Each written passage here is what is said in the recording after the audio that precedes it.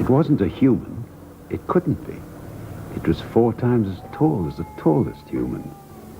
It was so tall its head was higher than the upstairs windows of the houses. Sophie opened her mouth to scream, but no sound came out. Her throat, like her whole body, was frozen with fright. The tall, black figure was coming her way. It was keeping very close to the houses across the street. On and on it came, nearer and nearer. But what on earth was it doing? Looking at it carefully, she decided it had to be some kind of a person. Obviously, it was not a human, but it was definitely a person. A giant person, perhaps. Sophie caught a glimpse of an enormous, long, pale, wrinkly face with the most enormous ears. The nose was as sharp as a knife, and above the nose there were 2 bright, flashing eyes, and the eyes were staring straight at Sophie. There was a fierce and devilish look about them. Her filthy shoes were thick with grime and mud and mush and slush and slime. Worse still, upon the heel of one, was something that a dog had done. I say once more, what would you think if all this horrid dirt and stink was smeared upon your eider down by some revolting little clown? Now that the entrance had been sealed up, there was not a glint of light inside the cave. All was black. He is getting ready to eat me, she told herself. He will probably eat me raw, just as I am. Or perhaps he will boil me first. Or he will have me fried. He will drop me like a rasher of bacon into some gigantic frying pan sizzling with fat. The walls on either side were lined with shelves, and on the shelves stood row upon row of glass jars. There were jars everywhere. They were piled up in the corners. They filled every nook and cranny of the cave. "Ha!" shouted the giant, walking forward and rubbing his hands together. "What has us got here?" Until he was 4 years old, James Henry Trotter had a happy life. He lived peacefully with his mother and father in a beautiful house beside the sea. There were always plenty of other children for him to play with, and there was the sandy beach for him to run about on, and the ocean to paddle in. It was the perfect life for a small boy. Then one day, James's mother and father went to London to do some shopping, and there a terrible thing happened. Both of them suddenly got eaten up, in full daylight, mind you, and on a crowded street, by an enormous angry rhinoceros which had escaped from the London Zoo. Now this, as you can well imagine, was a rather nasty experience for 2 such gentle parents. But in the long run, it was far nastier for James than it was for them. Their troubles were all over in a jiffy. They were dead and gone in 35 seconds flat. Poor James, on the other hand, was still very much alive. And all at once, he found himself alone and frightened in a vast, unfriendly world. In the kitchen, peeling spuds, Cinderella heard the thuds of bouncing heads upon the floor and poked her own head round the door. "What's all the racket?" Cindy cried. "Mind your own biz," the prince replied. Poor Cindy's heart was torn to shreds.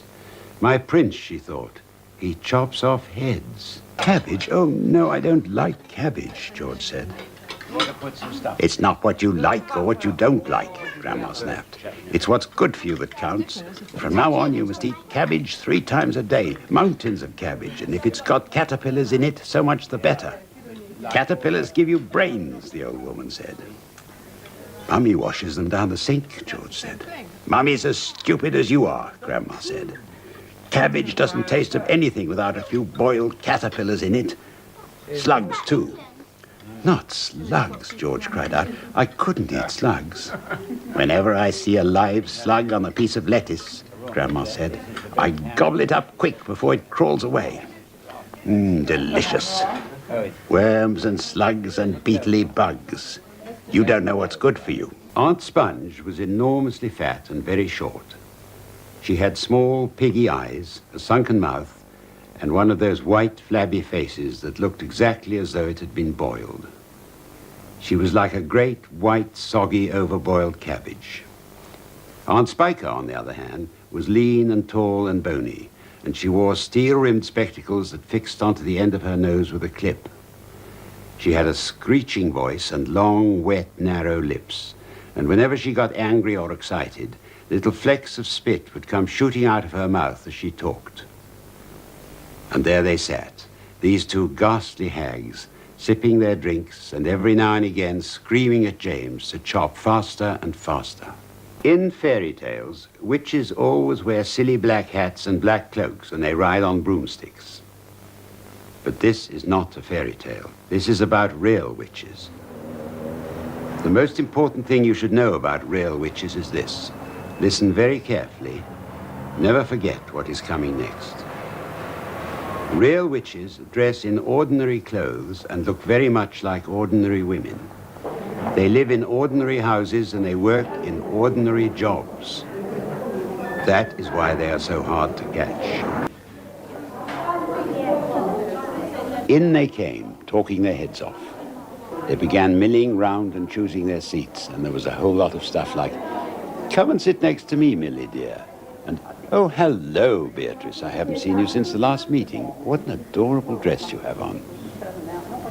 I decided to stay where I was and let them get on with their meeting while I got on with my mouse training. But I watched them for a while longer through the crack in the screen, waiting for them to settle down. The back rows filled up first. And before you take the seat, have you all voted? They all seemed to want to sit as far back from the platform as possible. There was a lady in the middle of the back row who kept scratching the nape of her neck. She couldn't leave it alone.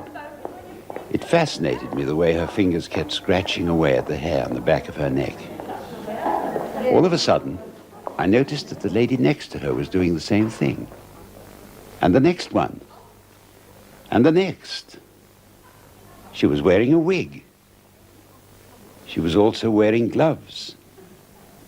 I glanced swiftly round at the rest of the now seated audience. Every one of them was wearing gloves. My blood turned to ice. These really were witches. It was my first term, and I was walking home alone across the village green after school, when suddenly one of the senior 12-year-old boys came riding full speed down the road on his bicycle about 20 yards away from me. The road was on a hill, and the boy was going down the slope. And as he flashed by, he started back-pedaling very quickly, so that the freewheeling mechanism of his bike made a loud whirring sound. At the same time, he took his hands off the handlebars and folded them casually across his chest. I promise you that if somebody had caught me by the shoulder at that moment and said to me, "What is your greatest wish in life, little boy? What is your absolute ambition?